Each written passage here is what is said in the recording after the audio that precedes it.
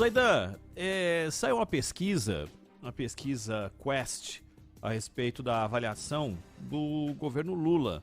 E a pergunta que eu faço, diante de um número de avaliado positivo por 40%, outros 24% dizem que a administração é regular e 20% consideram negativa, não sabe ou não responderam 16%. A pergunta que eu faço vale em que sentido uma pesquisa de avaliação de governo a essa altura do campeonato? Ou um governo tem que ser avaliado a qualquer minuto e aí entra no bojo não só realizações ou o que se planeja, mas o sentimento do que estão fazendo a partir do início do mandato?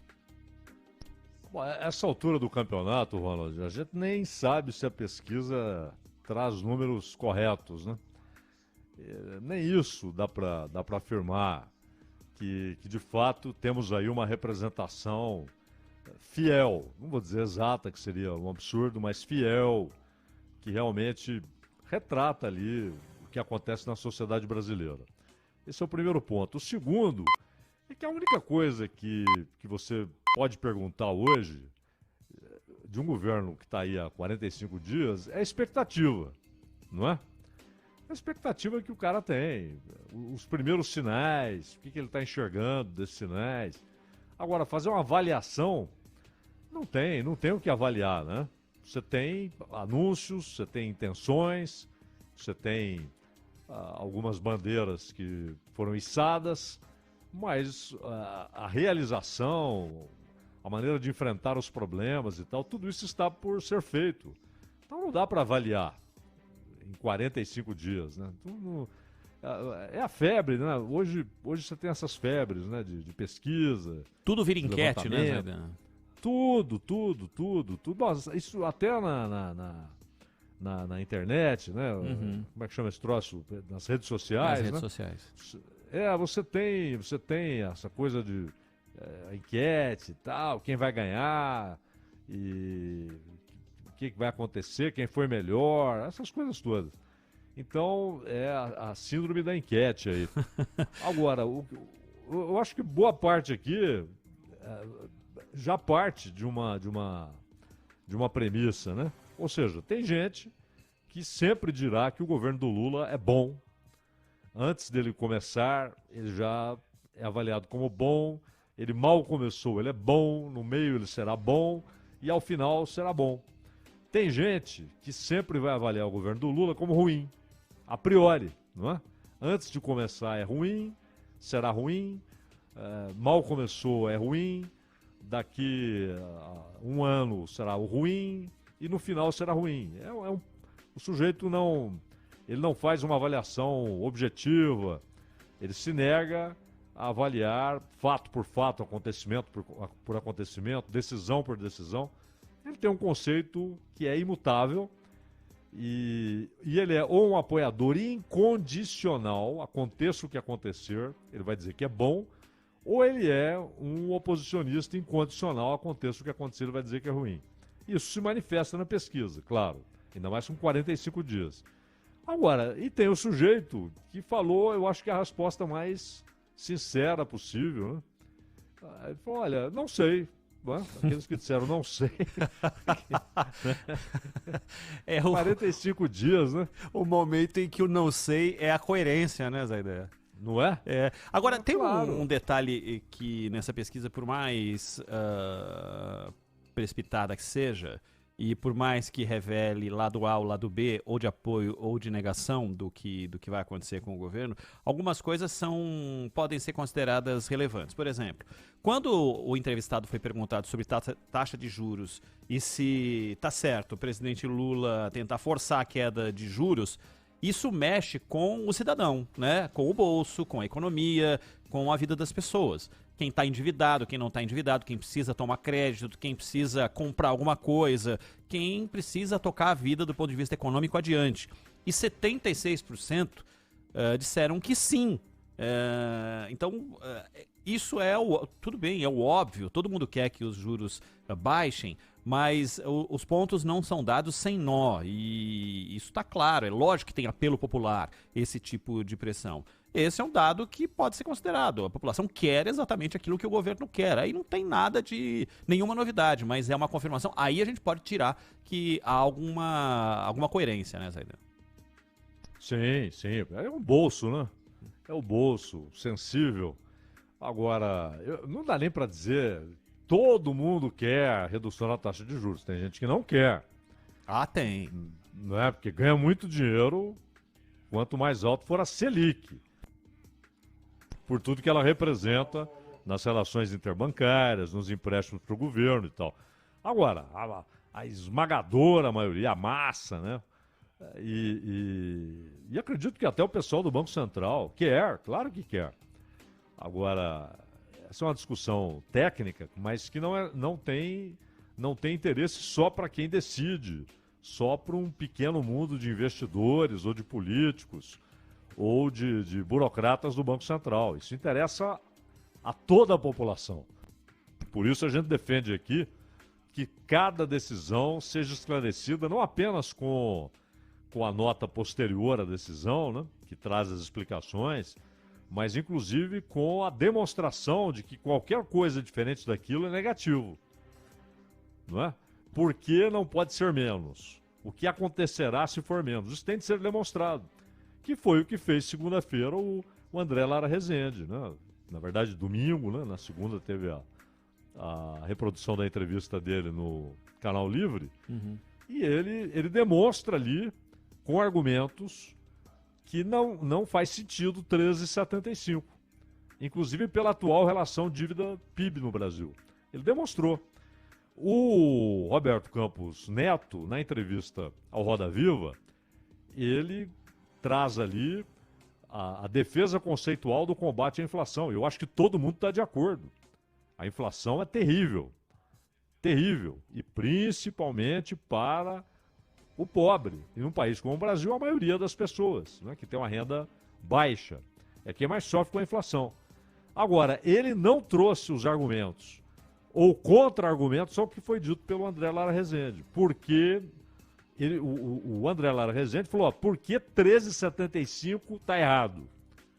Ele foi direto, 13,75 está errado. Por quê? Por isso, por isso, por isso. Então ele teria de demonstrar que 9 seria uma bomba relógio, que ia provocar inflação, que 7 provocaria inflação. Por que 13,75? Pontuar a respeito de números, mas trazer como argumento a defesa de que é preciso combater a inflação, não há dúvida. Combater a inflação é proteger o salário das pessoas, dos trabalhadores, a renda dos mais pobres, não há dúvida quanto a isso. A discussão não é essa, se é preciso combater a inflação. A discussão é qual o nível de juros que é seguro no combate à inflação e, ao mesmo tempo, não é impeditivo a investimento produtivo, a crescimento econômico, a consumo. Essa é a discussão e o Roberto Campos Neto não trouxe esses argumentos. Né? Agora, você sai nas ruas, você quer que abaixe o juro? Pô, lógico que sim, né? Dependendo da rua, lógico. Claro, dependendo da rua. E a propósito, Zaidan, os dados divulgados pelo IPEA mostram uma desaceleração, na contramão de parte daquilo que a gente vem falando, e não para dizer que isso é a lógica, é um dado momentâneo do IPEA. A desaceleração da alta da inflação no país, na passagem entre dezembro e janeiro, atingiu as 4 classes de renda mais baixa do país. A inflação desse período impactou menos o pobre do que quem ganha acima de R$ 20.000. Esse é o limite, 20.151. Classe média mais alta tiveram uma aceleração da inflação, 0,50 em dezembro para 0,56 em janeiro. Então, os dados relacionados de população mais pobre e população mais rica, a desaceleração da inflação foi melhor para os pobres, Zaidan. Eu acho que o segredo aqui está em dezembro. Porque se a gente toma aqui famílias de classe de renda mais alta, aceleração da inflação de 0,50 em dezembro para 0,56 em janeiro. E quando você pega a variação de renda média baixa, a variação é de 5,53 e em renda alta, nos 12 meses, em renda alta 7,05 por causa de janeiro. Mas, quando você vê o que aconteceu, famílias com renda muito baixa, a alta da inflação nos últimos 12 meses é de 6,18. Então, os percentuais são muito próximos. Agora, o impacto real na vida dessas pessoas é completamente diferente. Porque o IPCA, o nome já diz, é o Índice Nacional de Preço ao Consumidor Amplo, e, portanto, pegando salários mais altos, passou de 0,62 em dezembro para 0,53 em janeiro. Isso na média.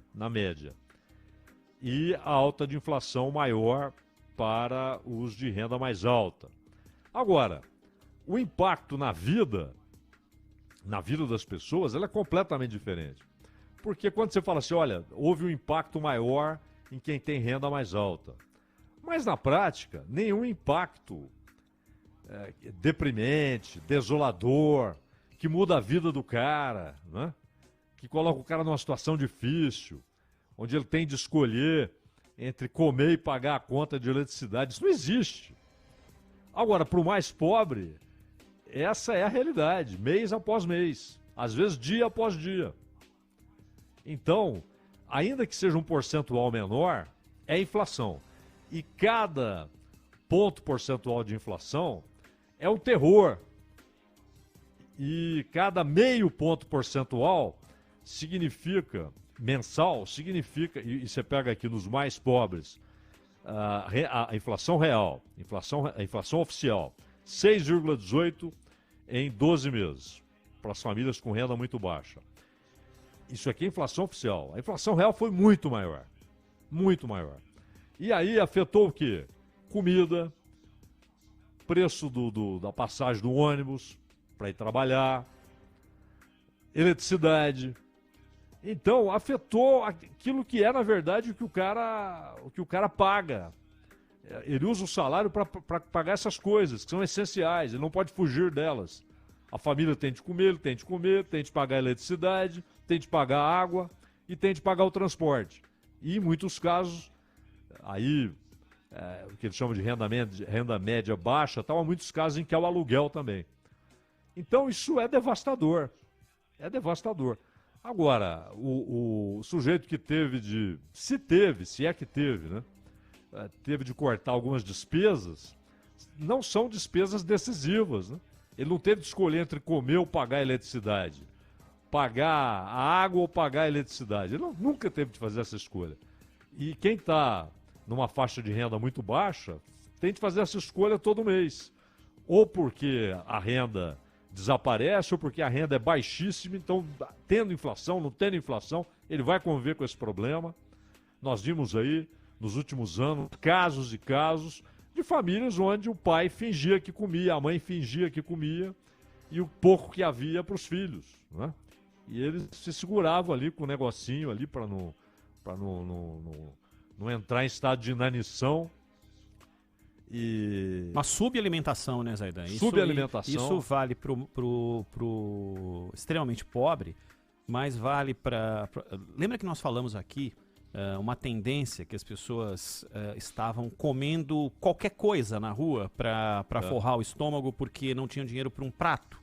Então o prato custava 15, ele preferia comer um salgado que custava 4, porque aí ele poderia comer durante a semana toda, praticamente, e não gastaria tudo num dia só? Exato. Outro dia, naquela série de reportagens do Josino sobre a região central de São Paulo, né? Ele ouviu ali um vendedor que vende coisas na rua ali e tal, bala, né? E ele falou sobre ficar sem comer. O Josino perguntou se tinha acontecido com ele já. Ele falou, não, aconteceu várias vezes. E já teve situação de eu ficar 3 dias. Então, aí, se você a tudo isso acrescenta um pouquinho de inflação, se arrebenta de vez, né? Agora, quem tem uma renda, não é nem alta, mas uma renda decente, né? Que dá para o cara pagar as contas e tal, ele corta despesas. E quem é rico, nem despesa corta. O cara... até porque a inflação não afeta o poder de compra dele. Porque está tudo investido, não é? Agora, o sujeito que precisa da renda dele para pagar as contas, que é a classe média e tal, corta a despesa. Agora, quem tem a renda muito baixa, muitas vezes o sujeito não come para o filho comer. Essa é a realidade. Né? E não é uma realidade encontraram um caso ali. Não, isso se multiplica aos milhares. Né?